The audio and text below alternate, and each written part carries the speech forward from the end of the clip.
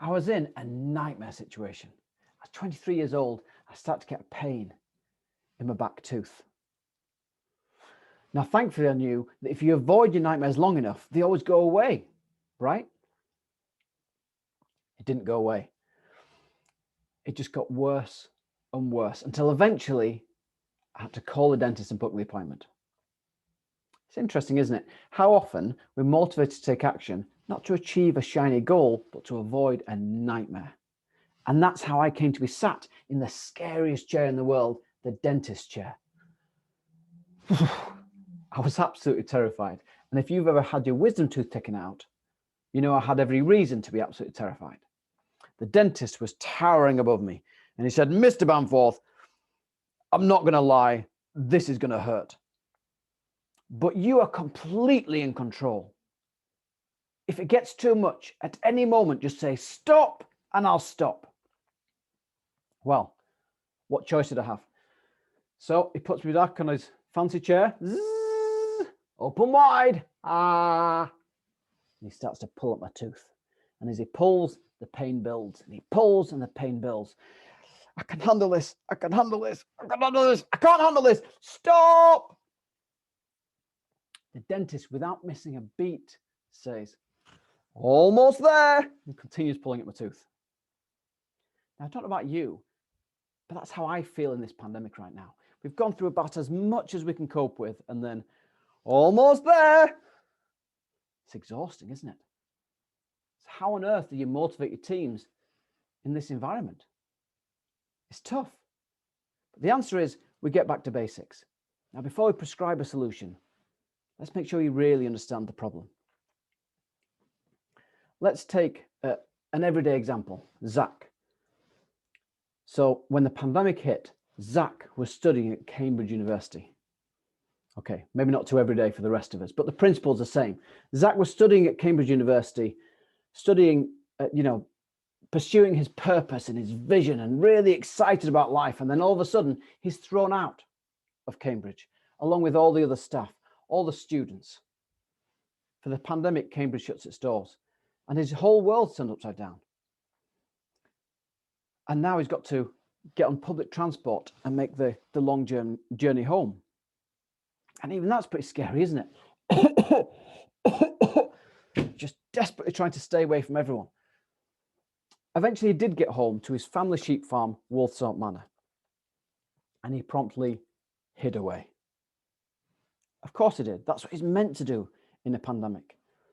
Now, we're going to come back. We're going to leave Zach over here. We're going to come back to him later. But that's the point, isn't it? When we have our nightmares, we want to hide away. They're not pleasant things to face. And this isn't the first nightmare that humanity have come across.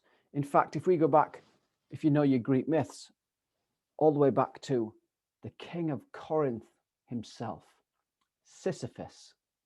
So Sisyphus is at the peak of his power and authority. He's doing pretty well for himself, except, sadly, there's always someone higher. And he'd upset the highest of all, Zeus. And he knew his time was up. So he went to his wife. He says, "My darling wife, will you grant me one request?" "Anything, Sisyphus." "When I die, I don't want you to give me a funeral. I want you to strip my body naked and throw me into the street with the dogs." "I know. You didn't think this was going to be that sort of show, did you?" But she'd promised.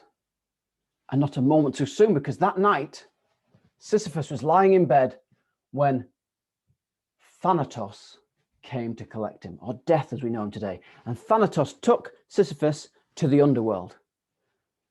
And as Sisyphus was going through his journey in the underworld, he came to Hades, the god of the underworld. And he said, "Mighty Hades, you're a god and you understand about the need for respect and decorum. Well, I'm a king, just a lowly king, but still a king. And if you look back there, when I died, my wife stripped my body naked and threw it into the street with the dogs. It's an outrage. I mean, I know there's You're powerless to help. There's nothing you can do. But if I just had 24 hours, I could go back there, sort things out, and come straight back.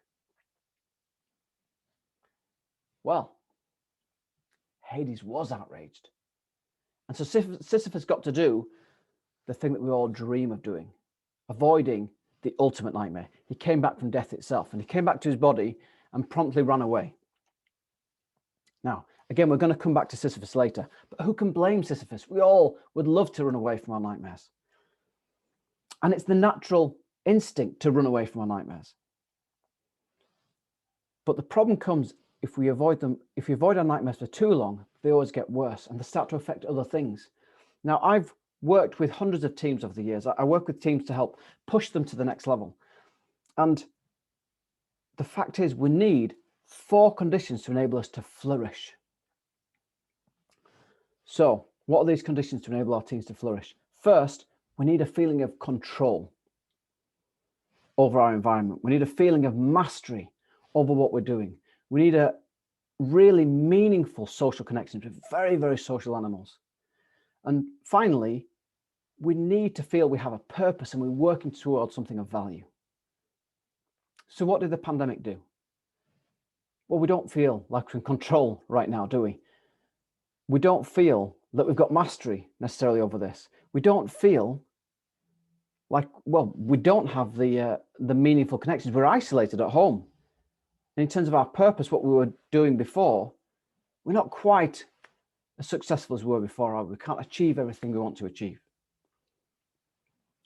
So this is what I prescribe in order to help your teams go from being diminished by a nightmare to flourishing.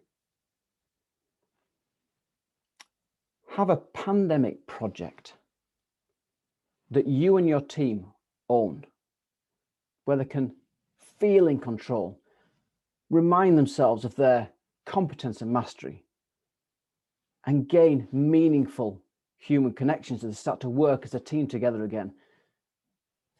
But the point is, it has to be meaningful. It has to have a purpose to it that they get. Now, one of the ways I want you to choose this pandemic project, because I'm not going to tell you what that pandemic project should be. You need to look in your area and find what the meaningful things in your area that you could do that would matter, that would really help bring your team together. I'm not going to tell you what to do, but I'm going to give you certain characteristics of your pandemic project. First off, I want you to write or have a vision statement, a vision of what it is you want to achieve. Now, I've been fascinated with visions for a long time. And in businesses, we have visions, in our projects, we have visions. And I've been really curious, where did that come from? And actually, I've gone back in the archives and tried to find the original vision statement. And I thought I found it, and then I found an earlier one. I thought I'd found it, and then I found an earlier one. Until eventually, I think I now have the earliest vision for a team. And you're going to be absolutely blown away by this. You're going to absolutely love it. You ready? Here it is. It's amazing, isn't it? Oh, sorry. Sorry. That's the latest vision statement. I'm really sorry. I'm such. Here it is. Here it is. This is a cave painting from the cave of Altamira 15,000 years ago. Now, why is it 15,000 years ago they seem to get vision more than we often do today? Because immediately you know, what's the problem we're trying to solve? Who is involved in this? How are we going to solve the problem? Immediately we're there. Is it meaningful? Of course it is. If you don't bring the food home, your tribe are going to starve. But also, maybe you get trampled by an elephant. So as humanity, we're fantastic at when we have the right problems, when we have the right focus of finding tools to fix that problem. Our superpower is solving problems. And that's how we've developed as far as we have. As humans, we're phenomenal. There's nothing we can't do without the right focus. So choose a project that matters, that's meaningful. And it can't just matter for you. It can't just be grow your business by 3.5%. That might be valuable to you. But for the team, It needs to really matter for the team. They need to own it. Now, you have two ways of providing your team with a pandemic project. And I'm going to talk about two leaders that I've worked with, and you can choose which approach you prefer.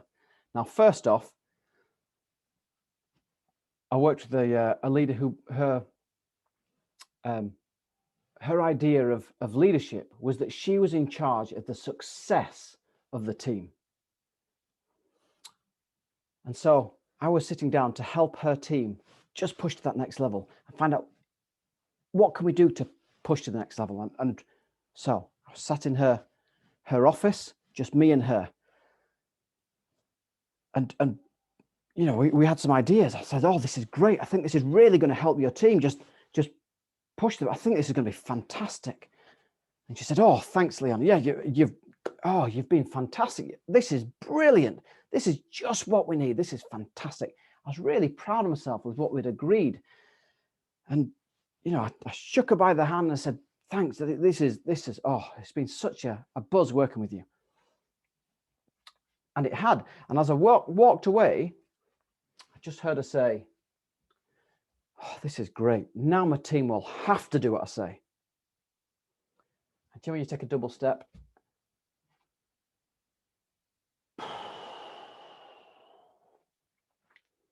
What we'd agreed wasn't going to work. That wasn't even the problem. And if this is your approach to try and give you, to try and help your team, I don't recommend a pandemic project. I think there are other things you could perhaps do first. But let's contrast this leader with a second leader. And she felt that her role wasn't to be responsible for the success of the team, but to be responsible for the conditions that enable the team to flourish. And so this team leader was called Lucy, a phenomenal leader. And she had me work with her team. And we gathered together in a big team meeting. And I said, yeah, I've spent a lot of time sitting down with each of you individually to work out what the problems are in your individual areas. And I've brought it all together. And these are the problems. Now, what do you want to fix amongst this? Now, one of the women looked at it and said, that big problem over there, we could solve that by doing this thing. And I said, you know, that's a great idea. She was called Lucia. That's a great idea, Lucia. That's a fantastic idea. And everyone agreed. And so that's what the team chose to do. I came back 3 weeks later and I sat down. I could tell something was different. There was just a different vibe in the team. And, you know, I said, so how's it gone? How's it been? And one of the women said, Leon, there's such a buzz in the team at the moment. The change has been phenomenal. I mean, what you suggested has just transformed the team. What I suggested, I didn't suggest anything. And so I watched out of the corner of my eye as Lucia, who had suggested it, went, she tensed up. Of course she did. Because I was going to get credit for her idea. And we hate that. And so I said, no, it wasn't my idea. It was Lucia's idea. And she went, and relaxed. To bring about the conditions to enable us to flourish means we have to allow the team to take credit for their hard work and what they achieve. And you know as well as I do, that if I'd taken credit for Lucia's work, that Lucia would have hated that change, would have resisted it, would have really not felt connected to the team. She wouldn't have felt that she's got mastery or what she did had purpose or value. Of course she wouldn't. You wouldn't and I wouldn't. So your role is to bring the conditions to enable your team to flourish, not for the success of the team. But that will follow. I sat down with the leader of the team, Lucy, a few months later. And I said, you know, Lucy, it's fantastic to see you again. It was such a buzz working with the team. I really, really enjoyed it. And he said, oh, it was fantastic, Leon. And you know what's even more? Since then, I've lost a team member and the amount of work that we have to do is just ramped up and up and up. We've not had any more resource. And frankly, I don't think we'd have survived. We wouldn't have survived without that change. It's made a massive difference. See, that's the funny thing. As you as a leader deal with the conditions to enable your team to flourish, they take care of the success of your team. And you go from strength to strength. Now, let's come back to Sisyphus. So if you remember, Sisyphus was running away and avoiding his nightmare. And the problem is, if you avoid your nightmares long enough, they just come back to haunt you worse later on. And that's what happened here. Zeus was furious, and he found Sisyphus, and he grabbed him, and he dragged him down, not to the underworld, but further down to Tartarus, the lowest point in the underworld. And he took him to a hill, and there's a huge boulder. And he said, Sisyphus, your punishment is to push that boulder up that hill. And if you manage to get it over the top, you can go. Well, what choice does Sisyphus had? So he starts to push this rock up the hill, and he pushes and gets to a quarter of the way up. It's exhausting, but I've got this. He gets to halfway up. I don't have this. One step at a time. One step at a time. He gets to 3/4 of the way up, and he hears a voice. Almost there. He keeps on pushing. He gets almost to the top, and then, he collapses. The rock rolls onto the bottom of the hill again. And so he has to do the same again the next day, and the next day, and the next day. And the myth is that Sisyphus is still there to this day, trying to push that rock up that hill. Now, what interests me is, does Sisyphus have the conditions to enable him to flourish? Well, let's have a look. Is he in control of his environment? No, he has no control over his environment. Does he feel like he's got mastery in his environment? No, he doesn't master that rock. The rock masters him. There's no way he can ever progress. Does he have meaningful social connection? No, he's completely isolated from all his family, all his friends. And does he have a purpose? No, he's pushing a rock up a hill. I find it fascinating that 2,500 years ago, the Greeks wrote this story about Sisyphus being at in Tartarus, the lowest point in the underworld. Because even 2,500 years ago, the Greeks knew what the definition of hell was. Now, sadly, we've all been in a hell very similar to Sisyphus, haven't we? We've all had those basic conditions kind of upended. And so it's reasonable for a time to just take the space to just recuperate a little bit, but only for a time. Because what we need is to regain those conditions that enable us to flourish even in a crisis. So for your pandemic project, choose well. Choose a project that's going to enable your team to flourish. Choose a project that they can own, that they can really gain their sense of respect for themselves back and really start to connect to each other in a meaningful way.